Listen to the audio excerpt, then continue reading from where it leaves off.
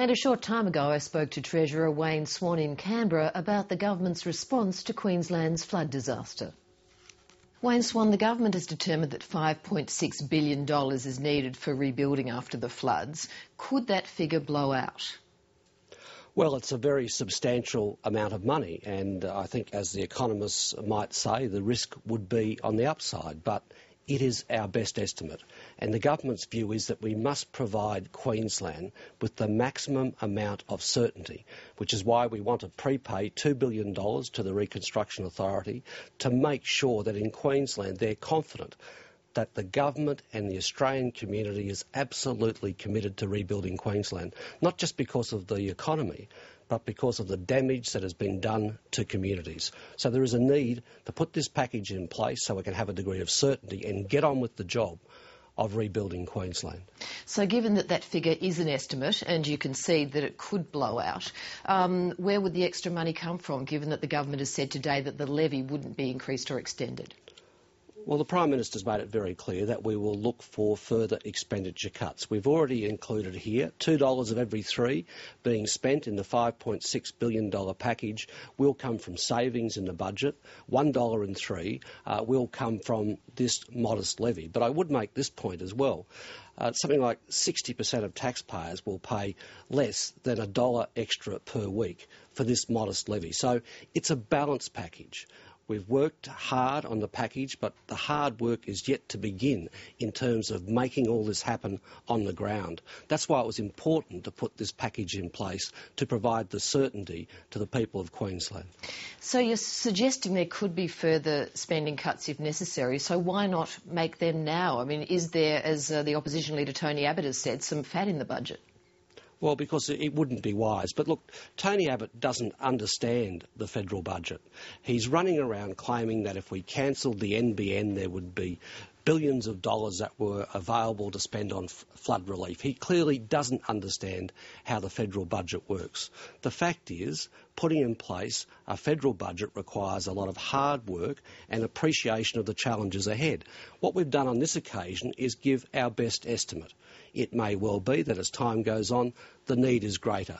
But we've demonstrated over 3 years that we can make savings in our budgets by changing priorities. And on this occasion, we have changed some priorities because we understand that in Queensland in particular, we can't do everything at once. So we've got to have a plan to move forward. We're doing that with savings in the budget as well as a very modest levy. But it's a question of balance, and we'll have to deal with those circumstances if they emerge. Now, some economists are arguing that you didn't need the spending cuts or the levy, that you could have just borrowed the amount that was needed and that wouldn't have had a huge impact on the budget bottom line. Well, the government doesn't accept that analysis for 1 minute. We're absolutely determined to bring our budget back to surplus in 12-13 because we understand that when the economy is growing strongly, as it will be in 12-13, that we must have strong public finances. We've demonstrated the capacity to handle the budget. When the global recession hit, we moved swiftly. The consequence of our stimulus has been a stronger economy and strong employment growth.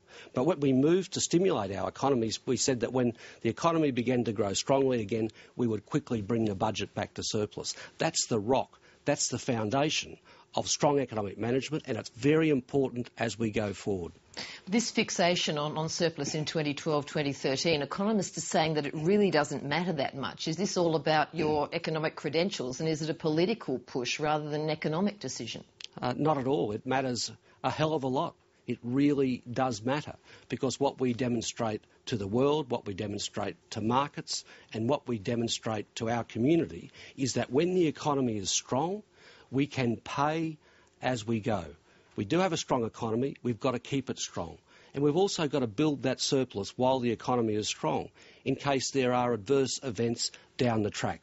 We've got the capacity to do both. We're committed to our fiscal rules because we understand that they are the bedrock of strong economic management and prosperity into the future. And if the global financial crisis taught us anything, it taught us that. The fact that you've been able to find $2.8 billion in spending cuts, does that suggest that up until now the government's been a bit fast and loose with funds? No, it doesn't. What it suggests is that we have also changed priorities.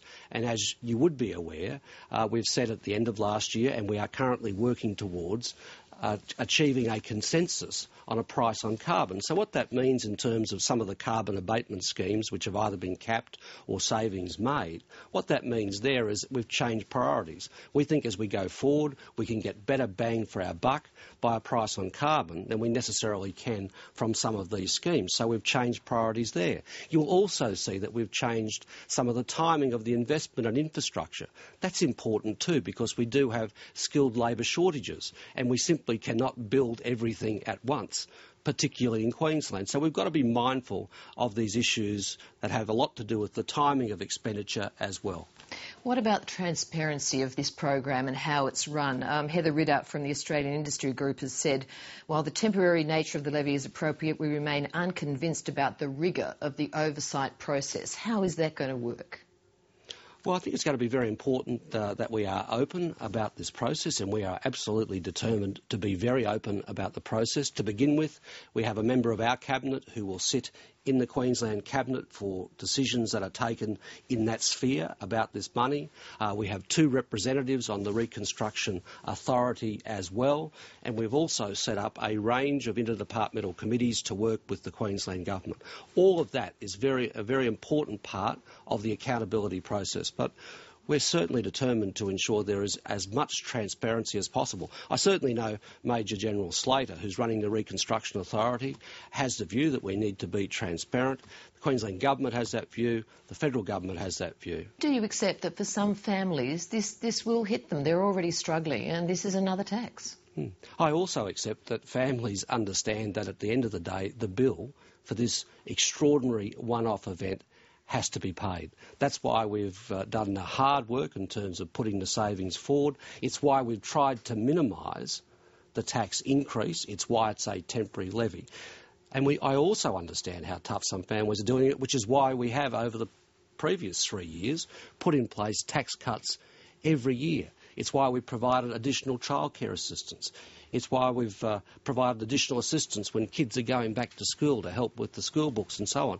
We absolutely understand that there are many people in Australia who find it hard to get by, to make ends meet. We also understand that, given what is going to happen as we go through the next month or so, when it comes to the price of fruit and vegetables, because there's certainly going to be a spike because of what's occurred out in the Lockyer Valley. We understand all of those things. The most important thing here is just to get the balance right. How confident are you that you can get this through Parliament, that the independents will be supportive? Well, it's absolutely critical for Queensland, for the families in that state that have been devastated by this event, for the Queensland economy and for the national economy, that we get this response in place and we do it in a way which strengthens our national economy whilst we attend to the human needs of the people of Queensland in what has been a very, very difficult period. Wayne Swan, thanks for speaking to us. Good to be with you.